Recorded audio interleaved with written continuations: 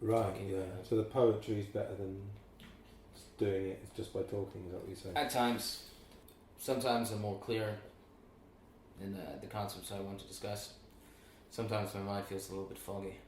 Is there a sort of state of mind you have to get into when you write? Maybe that you don't control it too much? Because I think thinking too much when you're doing anything creative doesn't work. Because your mind's going to always filter things out. So do you try and get in what kind of state of mind are you in when you write? When I start writing, normally I'm sort of in a heightened, sort of like an emotional state. Sort of actually, it's not even really thinking. It's more feeling. Yeah, that's what I mean. I think it's better, yeah. Which, no, I mean, a lot of times when I write songs, there are already concepts and ideas that I've thought about or maybe just written off on my own. But then when it comes to actually writing the song, I'm not trying to necessarily preach an idea that I have. And even ideas or philosophies that I might have myself, I actually question them anyways. So for me to actually claim that one idea or philosophy or thought that I have is correct is ultimately it's dishonest, because actually I'm not even entirely convinced any of those ideas are correct anyway. Right, okay. That's why when I write a song, I do like a little bit more poetic, and I like to throw in ideas and try to elicit thoughts rather than explicitly state one idea or another. Let's stay with Stanley Kubrick for a nice little tangent. Have you seen Dr. Strangelove, for example? Oh yeah. Yeah, I guess you've seen most of his films. I may have seen all of his films. He did about 13 or something, right? Yeah. And the first two were not. The very early ones weren't that good, but from Barry Lyndon. Yeah. Well, that was pretty fucking boring, but it was actually really well lit, and Kubrick really was a genius. He even created like a special lens for the camera for the candle scene. Yeah. And they used all. Yeah, there's something else with the lighting, wasn't there? Spent a fortune on candles. There's all kind of no, it's all about the candle lighting, because I guess cameras can't really capture like the lighting of candle very well. Yeah. So he worked hard and actually invented his own filter that was supposed to like capture the lighting. And he used to read. Apparently, when he was researching films, he would just instantly become an expert just by reading up to 100 books on whatever. Yeah, I mean, if you depending on how much information you can retain, I mean, that's part of it. Is read enough books, then you become sort of some great stories as well. He used to. He was very good at chess. You probably know that as well. And whenever he was working with a new actor, for example, maybe George C. Scott, I think when they did Dr. Strangelove, he'd immediately challenge him to a game of chess, knowing that he's probably going to win. Yeah. That he could beat most people. Because I think he used to hustle. He was a chess hustler in New York. Yeah, it's nice. I'd like to be able to do that. Yeah, that'd be good, wouldn't it? Not a bad way to spend a day. So he'd immediately get the upper hand. So he definitely wasn't averse to that. But we were talking, remember, about Spartacus. Yeah. Because he was hired halfway through the production, and they were expecting him just to take orders, and he was like, "No, fuck that. We're going to do it like this. We're going to do it like this. We're going to do it like this." Yeah, apparently he told the cinematographer to get out of the way. He basically did the cinematography himself, and then the movie won an award for cinematography. Which didn't go to Kubrick, it went to the original went to the guy, right. But I don't recall his actual name. Right. Who cares, eh? We remember Stanley Kubrick's name. Right. Yeah, I know what you mean. No, I kind of admired him. I don't know if I met him, I don't know if I'd think he was such a really lovely fellow or anything. But I admire that kind of confidence, I suppose. But a friend of mine's dad had a book publishing company, and he met him in the 80s, when apparently no one knew what he looked like, because he was very reclusive. And you know there was a guy who impersonated him for years. Yeah, it's Color Me Kubrick. They made a movie about it. That's it. Yeah. I haven't seen that. Have you seen it? I have. Yeah. Yeah, I want to see that. Yeah, for years, isn't it? Anyway, my friend's dad met Kubrick, and he said they had a nice evening. He's a pretty cool guy, Fine. Yeah. Yeah. So Dr. Strangelove is obviously very, very political, and they changed it into a comedy halfway through. Yeah. It was supposed to be a really serious film. Oh, well, I think comedy can express a lot of serious points better than serious dialogue itself can, actually. Mm-hmm. Any favourite comedians? Yeah, probably. I think Bill Hicks is my favourite comedian. Yeah, because he was quite ahead of his time. As I was saying, there's this kind of alternative movement that's sprouted in about the last 10 years, and he's one of their big heroes, George Carlin and Bill Hicks. Yeah, George Carlin for sure.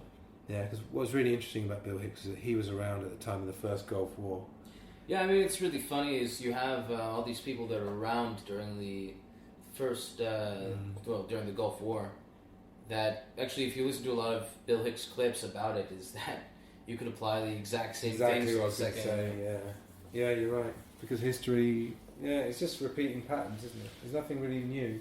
The only thing that's new is the mechanization. The weapons have got more and more sophisticated. Well, yeah, I mean, something that's lacking like these days is that there's not really anybody that's especially poignant, like in their speech or in their art. I mean, there are like some cases where the politics are discussed a bit, but who's doing like Bill Hicks or Frank Zappa? A lot of people don't like Frank Zappa, I suppose, but he did use humor in his music, and I think part of the reason why he created some music that sounded almost wrong or sort of like had a shocking effect is reading about it is he really felt that it was a way of like shocking people out of their sleep. So people get too accustomed to like music sounding one particular way.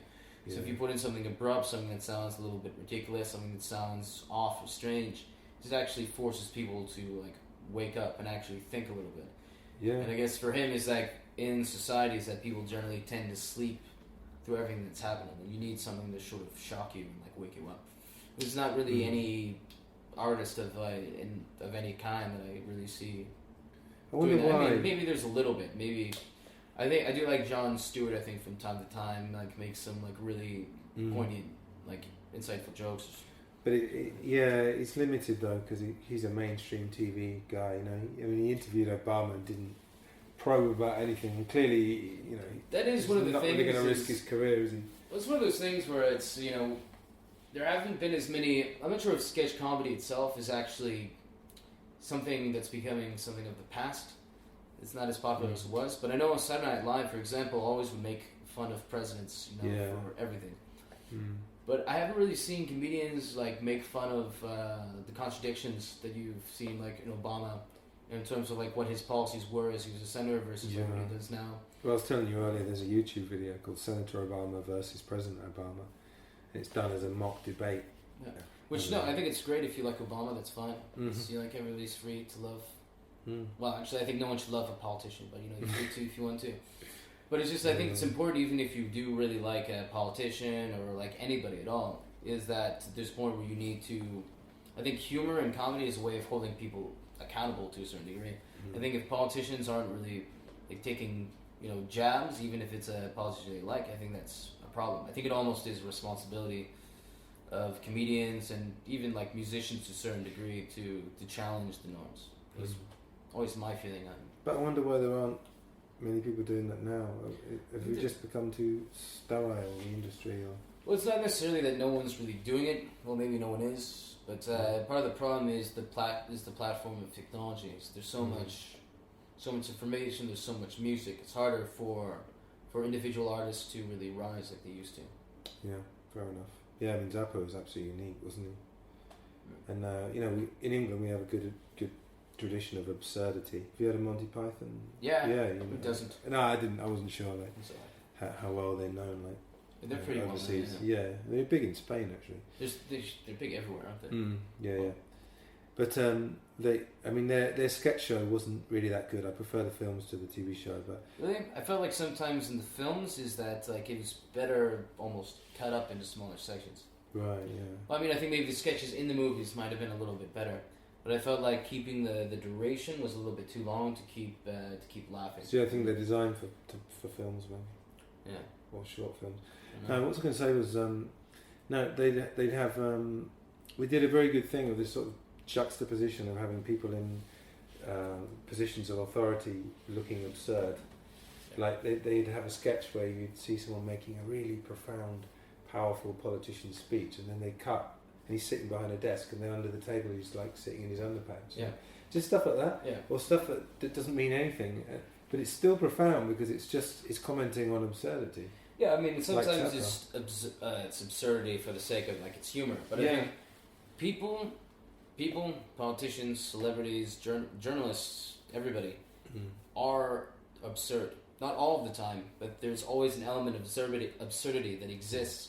Or contradictions in actions that are occurring at the same time. In a way, you need sort of humor or some sort of art form to actually show the two of them together.